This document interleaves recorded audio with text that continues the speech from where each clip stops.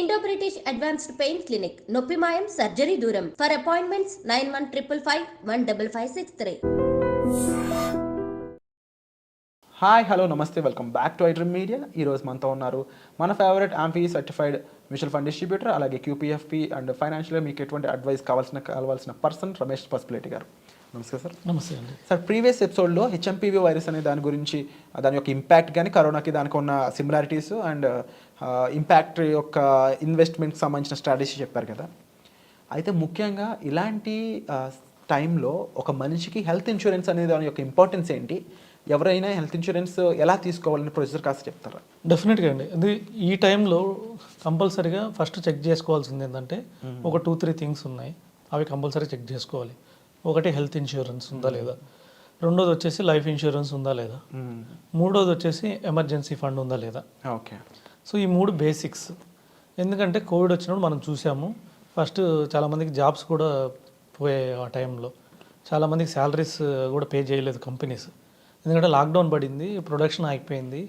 So అందరికీ income ఆగిపోయింది. చాలా కంపెనీస్ శాలరీలు కట్ చేసి పే చేసాయి, లేదంటే కొంతమందికి శాలరీ కూడా పే చేయలేదు.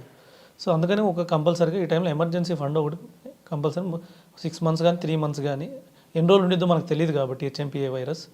సో అన్ని రోజుల పాటు మనకి ఎమర్జెన్సీ ఫండ్ ఉందా లేదో చెక్ చేసుకోవాలి. ఫస్ట్ దాన్ని క్రియేట్ చేసుకోవాలి. సెకండ్ వచ్చేసి కంపల్సరీగా హెల్త్ ఇన్సూరెన్స్ చూసుకోవాలి. ఎందుకంటే కోవిడ్ టైంలో మనం చూసాం హాస్పిటల్ బిల్స్ 50 lakhs, 1 crore.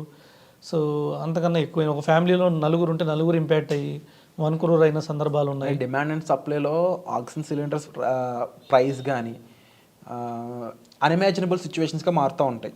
అలాంటి టైంలో ఫైనాన్షియల్గా మీరు చెప్పిన విధంగా 50 lakhs ఏంటి, ఇంకా ఎక్కువైన సిచ్యువేషన్స్ కూడా చాలామందికి ఉన్నాయి. కాబట్టి సో హెల్త్ ఇన్సూరెన్స్ అనేది ఏ విధంగా తీసుకోవాలి, అలాగే మీరు చెప్పినట్లు లైఫ్ ఇన్సూరెన్స్, ఎమర్జెన్సీ ఫండ్, ముఖ్యంగా హెల్త్ ఇన్సూరెన్స్కి లైఫ్ ఇన్సూరెన్స్కి డిఫరెన్స్ చెప్తూ కాస్త ముందుకు తీసుకెళ్తారు. డెఫినెట్గా అండి. ఇప్పుడు ఫస్ట్ ఆఫ్ ఆల్ ఏంటంటే ఫైనాన్షియల్ ప్లానింగ్లో so health insurance, life insurance ఏం చేస్తాయంటే మన ఫైనాన్షియల్ ప్లాన్ని, గోల్ని డిస్టర్బ్ చేయకుండా ఇవి కాపాడతాయి. హెల్త్ ఇన్సూరెన్స్ ఎలా కాపాడుతుందంటే ఫస్ట్ ఆఫ్ ఆల్ మనం హాస్పిటల్లో ఉంటే హాస్పిటల్ బిల్ ఎంతైనా కూడా వాళ్ళే పే చేస్తారు. సో ఎంత కావాలంటే మనకి ఎంత కావాలో తెలియదు. మేబీ 50 lakhs కావచ్చు, 1 crore కావచ్చు. వచ్చే వైరస్ మనకి ఎంత అవసరమైందో తెలియదు. మనం ఎన్నో విధాలుగా చూసాం. సో ఆ టైంలో ఒకరు కుకటపల్లిలో కష్టార్జితం సంపాదించిన ఒక ఫ్లాట్ మొత్తం అమ్ముకొని హాస్పిటల్ బిల్లు పే చేశారు. కొంతమందికి హాస్పిటల్ అమ్ముకున్నా కూడా హాస్పిటల్ బిల్ అంత కూడా రాలేదు వర్త్. సో అంత డిస్టర్బ్ చేసేది ఒక హాస్పిటల్ బిల్ అనేది. అది ఇలాంటి సిచ్యువేషన్స్లో దీనికోసం ఏం చేయాలంటే కంపల్సరీగా ఒక మినిమం 50 lakhs, మ్యాక్సిమం 1 crore ఉండేట్టు తీసుకోవాలి. 50 lakhs తీసుకోలేమనుకున్న వాళ్ళు ఏం చేయాలంటే ఒక 5 లక్షలు బేస్ పాలసీ తీసుకొని ఒక 50-45 లక్షలు టాపప్ దొరికిద్ది తక్కువలో, లేదంటే 95 లక్షలు టాపప్ దొరికిద్ది. ఈ టాపప్ 2 నుంచి 5,000 రూపాయల ప్రీమియంలో వచ్చేసిద్ది. మామూలు బేస్ ప్లాన్ వచ్చేసి 15 నుంచి 20,000 రూపాయలు వచ్చేసిద్ది. ఓవరాల్ చూస్తే 20-25 వేలలో ₹1,00,00,000 ఇన్సూరెన్స్ వచ్చేసిద్ది ఫ్యామిలీ మొత్తానికి. ఇది ఉందా లేదా చెక్ చేసుకోవాలి. ఇది లేకపోతే ఇమీడియట్గా ఒక మంచి కంపెనీ ద్వారా, సో టాప్ కంపెనీస్లో మంచి కంపెనీ ద్వారా ₹1,00,00,000 టర్మ్ ప్లాన్, ఒక హెల్త్ ప్లాన్ తీసేసుకుంటే మన ఆస్తులు అమ్ముకోవాల్సిన అవసరం ఉండదు. First point. సో రెండోది, మనం ఆల్రెడీ చూసాం కదా అప్పుడు లేని వాళ్ళు మిస్టేక్ చేసాం బాధపడ్డారు కాబట్టి ఇప్పుడు మనం సేమ్ మిస్టేక్స్ చేయకూడదు. ఆల్రెడీ మనం తెలుసుకున్నాం కాబట్టి దాన్ని చూసి నేర్చుకోవాలి. రెండోది వచ్చేసి టర్మ్ ప్లాన్ ఉంది. టర్మ్ ప్లాన్ వచ్చేసి మనం కోవిడ్లో చిన్న యంగ్స్టర్స్ కూడా చనిపోయారు. సో పెద్ద వాళ్ళే కాదు, పెద్ద వాళ్ళకి చాలామందికి రిస్క్ జరిగింది, మనకు తెలిసిందే. ఓల్డ్ ఏజ్లో ఉన్న వాళ్ళకి సో చాలామందికి రిస్క్ జరిగింది. అదే వాళ్ళకన్నా ఇంపాక్టు యంగ్ బాయ్స్ 25, 35, 40 years ఈ లోపల ఉన్న వాళ్ళకి ఎక్కువ ఇంపాక్ట్ ఎక్కువ ఉంటుంది. ఎందుకంటే వాళ్ళ మీద ఆధారపడిన వాళ్ళు ఎక్కువ ఉంటారు. ఇప్పుడు సపోజ్ 35 years పర్సన్ అంటే మిడిల్ ఏజ్లో ఉన్న పర్సన్, ఒక 2 చిల్డ్రన్ ఉంటారు, స్కూల్ గోయింగ్ చిల్డ్రన్ ఉంటారు, 5-10 years చిల్డ్రన్ ఉంటారు. వాళ్ళకి పిల్లలకి చదువుల కోసం ₹1,00,00,000 కావాలి. ఒక పిల్లవాడు ఉంటే ₹1,00,00,000 కావాలి, 2 పిల్లవాళ్ళు ఉంటే 2 కోట్లు కావాలి. ఇంకా ఆడపిల్లలు ఉంటే కొద్దిగా మ్యారేజ్కి కూడా కొద్దిగా అమౌంట్ కావాల్సి వస్తుంది.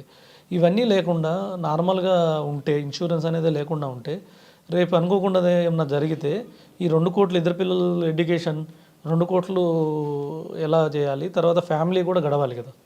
మంత్లీ వాళ్ళ ఫ్యామిలీకి 2 పిల్లలు ఉన్నారంటే తక్కువ 25,000 నుంచి 30,000 అయితే అవుతుంది కదా ఫ్యామిలీకి. ఏది పిల్లలకి ఎడ్యుకేషన్ కట్టుకొని, రెంట్ కట్టుకొని, తర్వాత మొత్తం అన్నీ ఇంట్లో ఉన్న ఖర్చులన్నీ కావాలంటే ఈజీగా 15 నుంచి 20,000 లేకుండా నడవదు.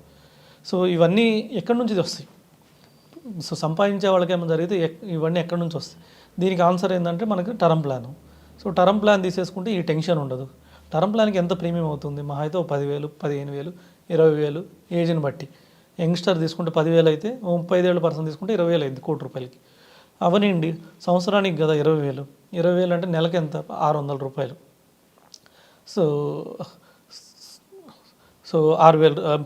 సో 600 అయినా కూడా మనకు ప్రాబ్లం లేదు. మనకు చూస్తున్నాం కదా, యాడ్స్ చూస్తున్నాము. ₹600 నుంచి ₹1,00,00,000 టర్మ్ ప్లాన్ వస్తుందని చెప్పేసి. మినిమం 600 పే చేయండి, ₹1,00,00,000 టర్మ్ ప్లాన్. సో 600 యంగ్స్టర్స్కి ₹600 నుంచి స్టార్ట్ అవుతుంది ₹1,00,00,000 టర్మ్ ప్లాన్. కొద్దిగా ఏజ్ పెరిగే కొద్దిగా పెరుగుతుంది, కానీ తప్పదు. ఎందుకంటే ఆధారపడిన వాళ్ళకి వాళ్ళకున్న గోల్స్కి ఇవి డిస్టర్బ్ కాకూడదు. సో ఈ విధంగా కంపల్సరిగా ₹1,00,00,000 హెల్త్ ప్లాన్ కంపల్సరీ ఉండాలి. టర్మ్ ప్లాన్ అయితే మినిమం 1 crore ఉండాలి. సో మ్యాక్సిమం 2 crores, 3 crores, ఇంకా ఎక్కువ సంపాదించేవాళ్ళు, వాళ్ళ వర్త్ వాల్యూ ఎక్కువ ఉంది, ఒక 100 కోట్ల వాల్యూ ఉన్నవాళ్ళు ఉన్నారు. ఇప్పుడు అమితాబ్ బచ్చన్ లాంటి వాళ్ళు, సచిన్ లాంటి వాళ్ళు, వాళ్ళ వాల్యూ ఎక్కువ ఉంటుంది. వాళ్ళు 100 కోట్లలో తీసుకుంటారు. కనీసం మన వాల్యూ ₹1,00,00,000 అయినా ఉండదు. సో మనం ₹1,00,00,000 కూడా సంపాదించలేము ఫ్యూచర్లో. టర్మ్ ప్లాన్ అంటే ఇంకోటి ఏంటంటే తీసుకునేది ఎందుకంటే ఇన్కమ్ లాస్ కోసం తీసుకుంటారు. ఏమైనా జరిగితే మనకు వచ్చే ఇన్కమ్ ఫ్యామిలీకి లాస్ కాకూడదు. మన వాల్యూ ₹1,00,00,000 కూడా ఉంటుందా? ఇప్పుడు కార్ ఇన్సూరెన్స్ చేస్తాము, 5 లక్షల కారుకి మనం 20,000 ప్రీమియం పే చేస్తున్నాం. అలాంటిది మన వాల్యూ ₹1,00,00,000 పైన ఉంది, మనం 20,000 ప్రీమియం పే చేసుకోలేమా? సో అందుకని ఇలాంటి సిచ్యువేషన్లో కంపల్సరీగా ఒక టర్మ్ ప్లాన్ ₹1,00,00,000 పైన, ఒక హెల్త్ ప్లాన్ ₹1,00,00,000 పైన, తర్వాత ఒక ఎమర్జెన్సీ ఫండ్ 3 నుంచి 6 నెలల ఖర్చు కంపల్సరీగా ఇవి ఉంటేనే ఇలాంటి సిచ్యువేషన్స్ బయటపడతాం. లేకపోతే మొత్తం ఫ్యామిలీ ప్లాన్ అంతా, మొత్తం ఫ్యామిలీ గోల్స్, సో మొత్తం అన్నీ తలకిందులు అవుతాయి. తర్వాత దాన్ని చూసి మళ్ళీ బాధపడడం తప్పితే చేసేది ఏమి ఉండదు. చాలామందికి సార్ ఈ నెగ్లిజెన్సీ అనే దానివల్లే ఇన్సూరెన్స్ అనేది తీసుకోకుండా ఉంటారేమో అనిపిస్తూ ఉంటుంది. బట్ ఇలాంటి సిచ్యువేషన్స్ కరోనాకి ఆల్మోస్ట్ ఒక similar kind of situation create అవుద్దని అనలిస్టులు, చాలామంది హెల్త్ సైంటిస్ట్స్ కూడా చెప్తా ఉన్నారు. బహుశా ఇలాంటి టైంలో ముందుగా జాగ్రత్తగా మీరు ఈ ఇన్సూరెన్స్ అనేది తీసుకోవడం మీకు చాలా హెల్ప్ఫుల్గా మారుతుందండి. దీనికి మీరు ఫేస్ చేసిన 5 years బ్యాక్ సిచ్యువేషనే మెయిన్ ఎగ్జాంపుల్ అని చెప్పొచ్చు. అండ్ రమేష్ గారు చెప్పిన విధంగా మినిమం 1 crore పాలసీ ఉండే విధంగా మీరు ఆ ఇన్సూరెన్స్ తీసుకునేటట్టు చూసుకోండి. దీనికి సంబంధించి మరిన్ని జాగ్రత్తలు విషయాలు తెలుసుకోవాలనుకున్నట్లయితే మీరు డిస్ప్లే అవుతున్న నెంబర్స్ కాల్ సార్తో మాట్లాడచ్చు. అదర్వైజ్ మీరు కామెంట్ సెక్షన్లో వాటిని మెన్షన్ చేసినట్లయితే ఇన్సూరెన్స్ గురించి మీకు ఇంకా ఎలాంటి విషయాలు తెలుసుకోవాలనేది మేము తప్పకుండా వాటిపై మరిన్ని ఎపిసోడ్స్ చేయడానికి మాకు పాసిబిలిటీ ఉంటుంది. And thank you so much for the information sir. Emergency fund గురించి తప్పకుండా వచ్చే ఎపిసోడ్ మనం డిస్కస్ చేద్దాం. Thank you so much. Welcome అండి.